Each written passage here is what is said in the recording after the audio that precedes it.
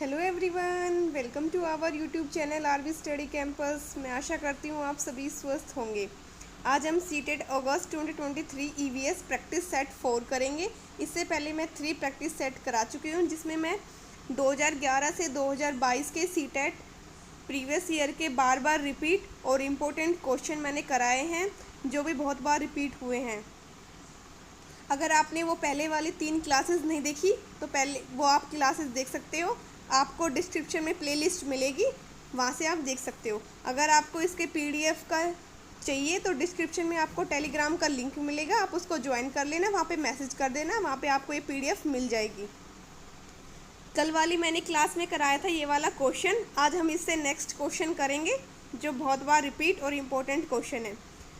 आप पीडीएफ के थ्रू इन क्वेश्चनों को नहीं पढ़ सकते, लेकिन मैंने ये क्वेश्चन सारे जो प्रीवियस ईयर आए उनमें से निकाल के इम्पोर्टेंट बनाए, ताकि आपको एक बार में समझ आए और फिर एग्ज़ाम के उसमें आप दोबारा वीडियो देखें या फिर रिवीजन करके इनको कर सकते हो। मैं बिल्कुल आपको एक ट्रिक से क्वेश्चन समझाऊंगी, ताकि आपको क्लास में ये क्वेश्चन समझ आ जाए। अब जैसे ये क्वेश्चन है आपका, बांस और रस्सी के पुल का उपयोग किया जाता है। ये सीटेट एग्ज़ाम 13, 15, 2021 में आया, पूछा गया है। बांस और रस्सी, देखो ये पिक्चर आपको दिख रही है, जिसमें बांस और रस्सी को जोड़ के आपका पुल बना रहे हैं। आपके ऑप्शन दिए हुए हैं असम, हरियाणा, उड़ीसा, केरल।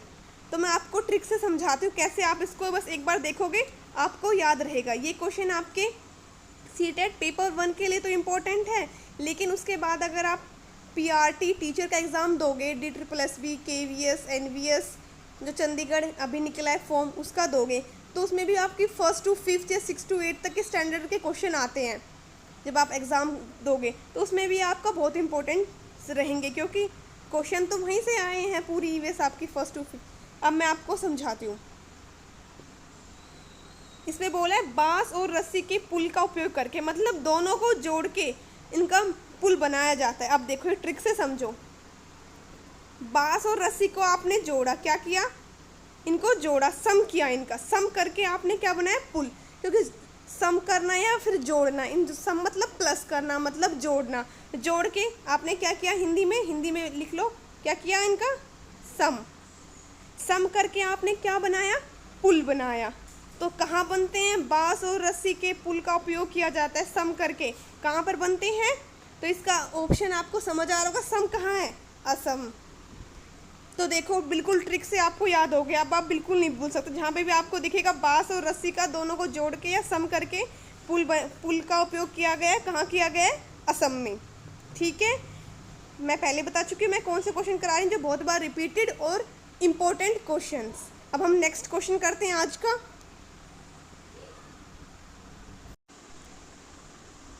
आज का आपका फर्स्ट क्वेश्चन है, कौन सा पक्षी झटके से गर्दन आगे पीछे घुमाता है। पक्षियों से क्वेश्चन आते ही आते हैं। ये आपका सीटेट एग्ज़ाम 13, 15, 19, 21 में पूछा गया क्वेश्चन है। क्या है, कौन सा पक्षी झटके से गर्दन आगे पीछे कैसे घुमाता है, आगे फिर पीछे एकदम झटके से। तो आपको पिक्चर में समझ आ रहा होगा। ऑप्शन क्या है आपके, उल्लू, तोता, मैना या कौवा। तो इसका सही आंसर क्या है आपका, कौन सा पक्षी जो झटके से घुमाता है, मैना। क्या ऑप्शन है, मैना। याद रखना, कौन सा पक्षी है जो झटके से गर्दन आगे पीछे घुमाता है, मैना।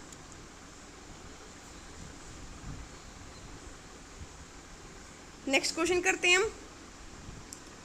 देखो अब, कौन सा पक्षी काफ़ी हद तक अपनी गर्दन को पीछे की ओर घुमा सकता है। इन क्वेश्चनों में, इन दोनों क्वेश्चन मैंने एक साथ इसलिए लिए हैं ताकि आप कंफ्यूज ना हो। ठीक है, इसमें क्वेश्चन में पूछा गया है, कौन सा पक्षी काफ़ी हद तक अपनी गर्दन को पीछे की ओर घुमाता है।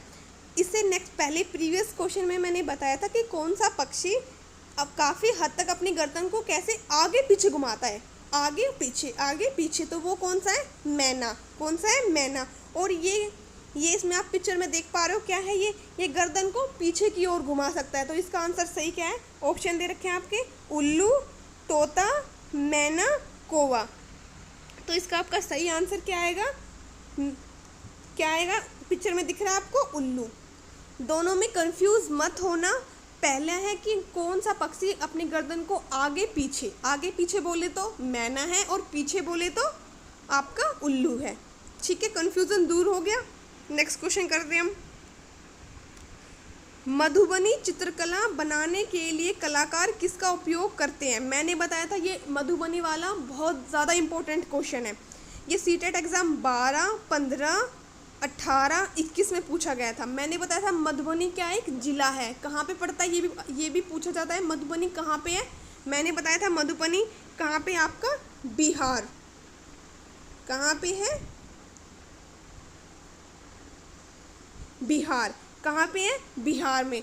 वहाँ पे मधुबनी एक डिस्ट्रिक्ट, एक ज़िला है, उसी के नाम पर इस पेंटिंग का नाम रखा गया मधुबनी पेंटिंग। ये याद रखना, मधुबनी कहाँ पे है? बिहार में है। मधुबनी एक ज़िले का नाम था, इसलिए इस पेंटिंग का नाम ये पड़ा। इसमें क्वेश्चन में पूछा गया है, इसी पेंटिंग होती है, इसमें मनुष्य, देवी देवताओं, पशु पक्षी, इनकी चित्रकला मतलब बनाई जाती है। ये फाइबर रंग से बनाई जाती है। चांदी और सोने को घोलकर बनाया रंग, या चावल के पाउडर का रंगीन पेस्ट, या विशेष रूप से बनाए गए पोस्टर रंग। तो याद रखना, मधुबनी में क्या किया जाता है? चावल के पाउडर का रंगीन पेस्ट। किसका पेस्ट? चावल के पाउडर का रंगीन पेस्ट। याद रखना, मधुबनी चित्रकला बनाने के लिए कलाकार किसका उपयोग करते हैं? चावल के पाउडर का रंगीन पेस्ट। मधुबनी कहाँ, कौन से राज्य में पड़ती है? बिहार में। नेक्स्ट क्वेश्चन है आपका, अल-बेरूनी कौन था? ये क्वेश्चन मैंने पहले भी करवाया था। देखो, एक क्वेश्चन को कितने तरीके से पूछा जा रहा है। सीटेट एग्ज़ाम 2012, 13, 18, 2022 में अल-बेरूनी मैंने बताया था कहाँ से बिलोंग करता है? ये उज़्बेकिस्तान से। तो देखो, आपको ऑप्शन में पढ़ते कितने बड़े बड़े ऑप्शन है। सुल्तान जिसने हमारे देश पर लगभग 40 वर्षों तक शासन किया, नहीं। अफगानिस्तान का नहीं, मैंने पहले ही बता चुकी हूँ। नेक्स्ट जो सेकेंड या फर्स्ट में अल-बेरूनी कौन था? उज़्बेकिस्तान का एक यात्री जिसने एक पुस्तक लिखी जो हमारे देश के अतीत को जानने में सहायक करते हैं। तो बस ये याद रखना, अल-बेरूनी कौन था? उज़्बेकिस्तान का। कहाँ संबंध रखता है? उज़्बेकिस्तान से। आपका नेक्स्ट क्वेश्चन पढ़ते हैं। एक शहर के नक्शे पर यह उल्लेखित था, पैमाना 1 centimetre equal to 110 metre.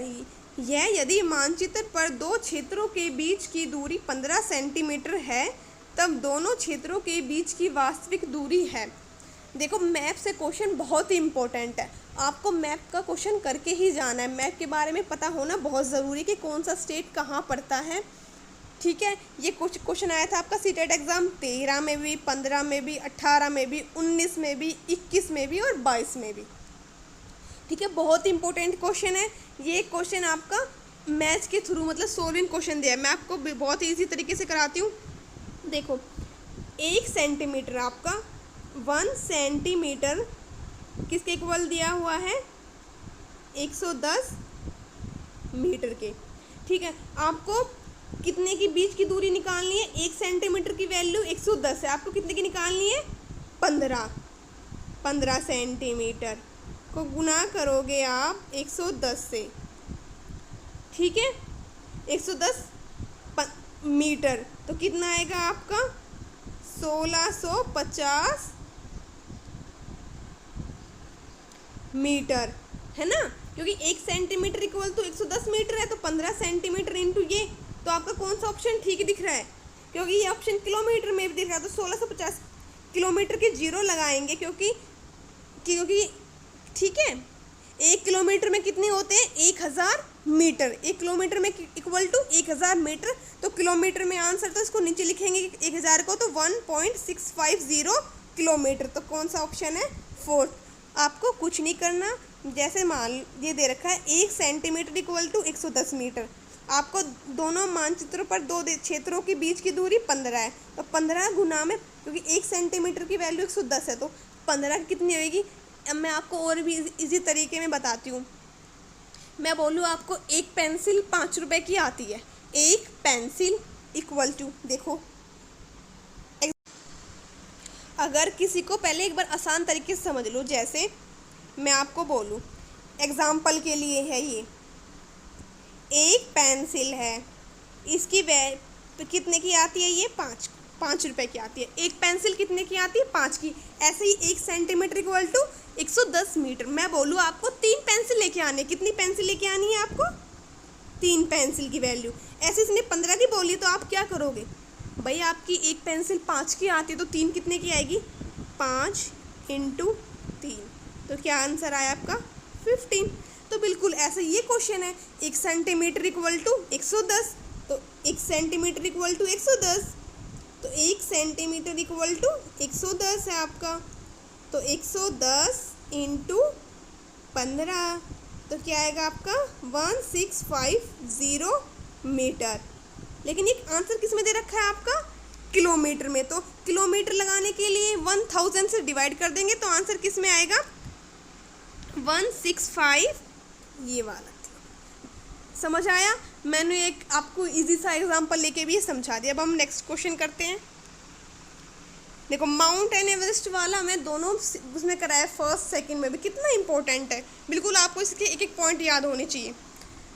Mount Everest के बारे में सही कथन का चयन कीजिए। CTET exam 13, 14, 19, 21, 22। मैंने बताया था माउंटेन एवरेस्ट का किसका भाग है? पिछली क्लास, प्रीवियस क्लास में नेपाल का। इसकी ऊंचाई कितनी है तो वही देख लो आप। नेपाल देखते हैं, आप कुछ नहीं देखना। अगर आपको ऊंचाई भी नहीं पता तो बस ये पता हो कि नेपाल, तो इससे आंसर करेक्ट हो जाएगा आपका। क्या है? यह नेपाल का हिस्सा है और इसकी चोटी की ऊंचाई कितनी है आपकी? 8900 मीटर। ये चोटी है, ठीक है। ये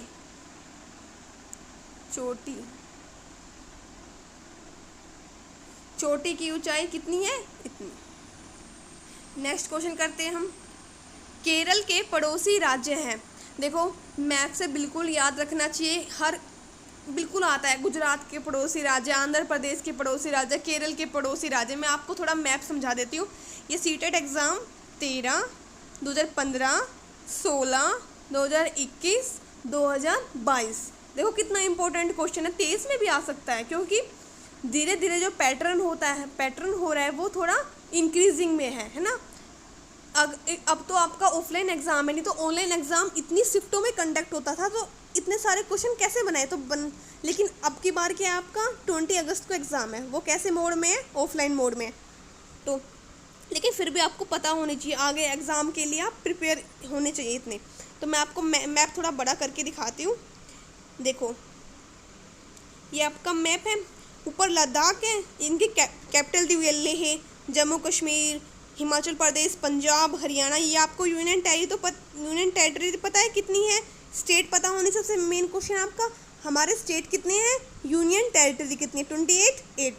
ठीक है। राजस्थान, जयपुर, इधर आपका नॉर्थ ईस्ट स्टेट्स। नीचे आ जाते हैं, इसमें पूछा केरल। तो आप देखो ऑप्शन में कर्नाटका और महाराष्ट्र। अब देखो महाराष्ट्र यहाँ है, केरल यहाँ है, तो ऑप्शन एलिमिनेट हो गया, बिल्कुल गलत। आंध्र प्रदेश और कर्नाटका, देखो आंध्र प्रदेश यहाँ है, केरल यहाँ है, तो ये भी बिल्कुल गलत। कर्नाटका और तमिलनाडु, देखो केरला यहाँ है, तमिलनाडु ये, कर्नाटका, तो ये सही आंसर है। तो कौन सा आंसर है आपका? कर्नाटका और तमिलनाडु। ऑप्शन आपका कौन सा ठीक है? Option 3 is the answer. याद रखना है इनको, एक बार मैप को अच्छे से पढ़ लेना। मैं आने वाली क्लासों में मैप को बिल्कुल अच्छे से समझाऊंगी विद ट्रिक्स। आपको एक बार में मैप ट्रिक्स के साथ समझ आ जाएगा। नेक्स्ट क्वेश्चन करते हैं अब हम। ये आज का लास्ट क्वेश्चन था। समझ आया आपको मैप पढ़ना? मैप को मैं आगे क्लास में पढ़ाऊंगी, क्योंकि जो बे ऑफ बंगाल कहाँ है, इधर कौन सा है, इधर कौन सा, इनसे भी क्वेश्चन आ जाता है। बे ऑफ बंगाल किस साइड पड़ता है? ठीक है। मैप को बिल्कुल आसान से समझाऊंगी कौन सा स्टेट कहाँ पे है नेक्स्ट क्लासेस में। ठीक है। मैं एक बार और बता देती हूँ, अगर आपको ये PDF चाहिए तो डिस्क्रिप्शन में टेलीग्राम का लिंक है, उसको ज्वाइन कर लेना, उसे मैसेज कर देना, आपको ये PDF मिल जाएगी। इसको बस एक बार अब क्लास में करो, फिर एक बार और एग्ज़ाम से पहले देख लेना। बिल्कुल आपको एकदम आसानी से क्वेश्चन समझ आए होंगे। मैं आशा करती हूँ जो भी मैंने आपको पढ़ाया है वो आपको अच्छे से समझ आया होगा। अब बाय, टेक केयर, मिलते हैं हम नेक्स्ट क्लास में।